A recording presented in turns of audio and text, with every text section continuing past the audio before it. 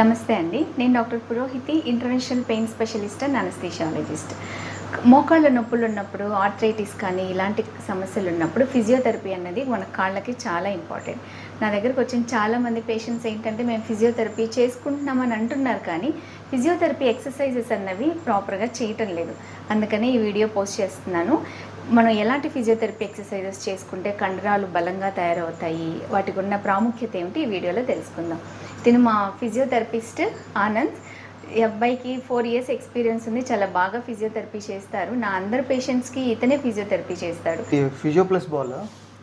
So ఇది మనం మోకాల కింద పెట్టాలి. దీన్ని స్టాటిక్ క్వాడ్ ఎక్సర్సైజ్ అంటారు. ఇది ఎలా చేయాలంటే మోకాలని ఇలా ప్రెస్ చేస్తూ టోస్ని పుల్ చేసి ఒక 10 సెకండ్స్ హోల్డ్ చేయాలి. 1 2 3 4 5 6 7 8 9 10 రిలాక్స్. ఇలా వదిలేసేయాలి. ఇలా చేసినప్పుడు ఏమవుతుందంటే ఈ పైన ఉన్న క్వాడ్రిసెప్స్ మజిల్ స్ట్రెంత్ అవుతుంది.